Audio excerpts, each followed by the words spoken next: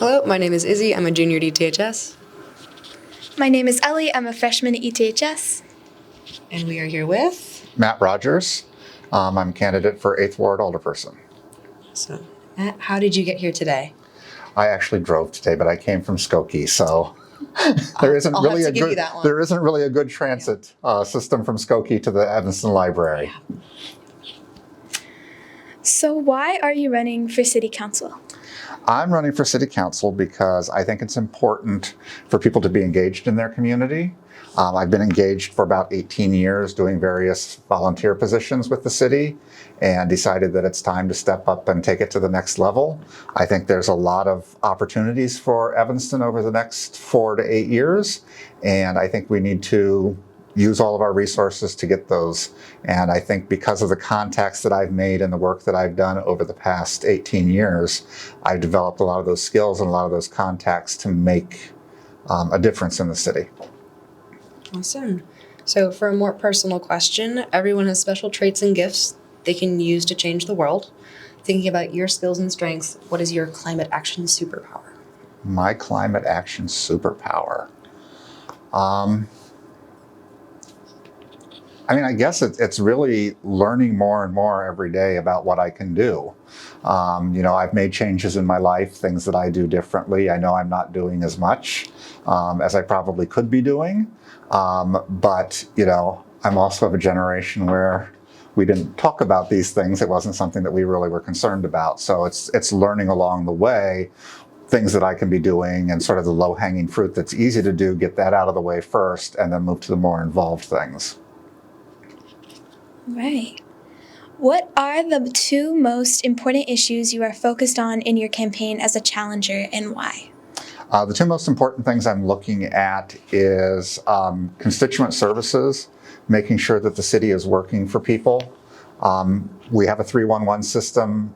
Sometimes it works, sometimes it doesn't get you the answers you need, and you need someone to step in and sort of poke the bear a little bit and say, why isn't this getting done? What more can we be doing? And finding ways to make it easier for people in the city to actually access the services and make the city work for them. People do not exist to support the city exists to support the residents. So that would be one of them. The second one is really Envision Evanston. It's going to make a major impact on every neighborhood in the city, and I think we need to make sure that we spend the time to get it right. And it's a 20-year plan, so you guys are going to be living with this a lot more than I am. I will probably be retired and put out to pasture by the time 2045 rolls around, but you guys are the ones, and so I'm very happy to see some members of your group coming and speaking to us, and I would encourage more of you to get involved in that because you're the ones who are going to have to live with whatever that plan comes up with. So that actually leads perfectly into the next question. Many of the policies before council are future-focused, like Envision Evanston, the Healthy Buildings Ordinance, and CARP. And these policies will have a bigger impact on our lives than anyone else, yet our voices are often drowned out. So if elected, how would you elevate youth voices? I think it's very important. I started getting involved in politics at about the age of 16. So I'm guessing that's about where you are age-wise. I got involved in just helping candidates for local office, for state office, and even some national office type things. And so I encourage people to get involved that way. And my thing is, I don't really care if you are 15, 16, or 60, 65. You're a resident, you are a constituent, you have a voice in what needs to be done. I'm speaking with the Evanston Youth Advisory. I think it's council. I don't remember it's council committee. I don't remember their exact name right off the top of my head.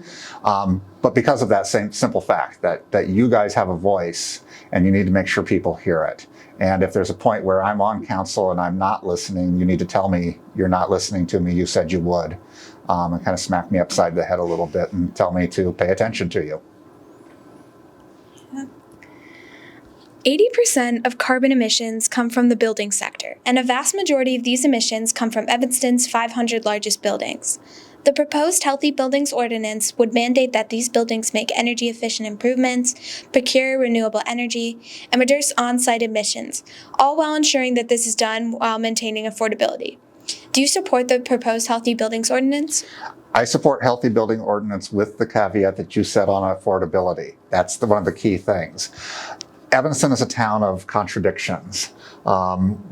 We want everything, and we're trying to figure out that right balance of things. I'm happy to see that the council has started moving with real discussion on HBO instead of it just being we don't want this or we do want this. It's talking about the specifics of it and how do we make it work. And I think that's the key to anything. All the goals are laudable and goals that we should be setting for ourselves. Where we have the differences are in how we get there. And that's where we just kind of have to work together to figure out how we do get there. HBO is another thing like Envision Evanston. These are long-term plans. And so I think we have to look at what can we do today.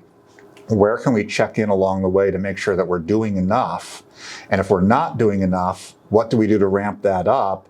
Or if we are meeting our benchmarks, then we're in good step. But maybe there's something else we can be doing because something else has changed in the 5 years intervening. Awesome. So at ETHS, we learn about the value of teamwork through sports and group projects. From these lessons, it's clear that the City Council isn't always the best example of teamwork. If elected, what can you and your colleagues do to make a more productive collaboration as a City Council? I think one of the most important things that we can do is talk to each other outside of council. Right now you have situations coming up where it's kind of the surprise game at council where somebody just throws something out and you're kind of like, I didn't see that coming. I don't know where I feel on this. I need to work. And lots of people react defensively to that when they don't know what they need to do. And so one of those things is to work collaboratively to make sure everybody knows what issues we're going to be talking about, kind of where you stand on those issues, take time to educate each other on the issues that we are stronger on. I'm stronger on certain issues than other council members would be. So it's a time for me to step back and say, I need to learn. And there's other times where I need to step forward and say, I need to lead here because this is more my expertise. I think I've done some of that in Land Use Commission. We get lots of different cases, number of them controversial. And the way that I've always approached it is to kind of talk to people on the commission that I know have certain issues.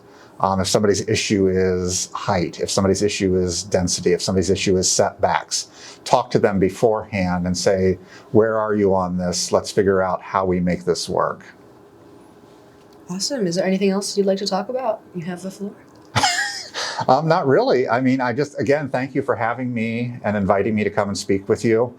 And again, I'm serious about it. If I'm not listening to you, call me up and say you're not listening to us. And my door is open to chat with you about any of the issues that you want to chat with.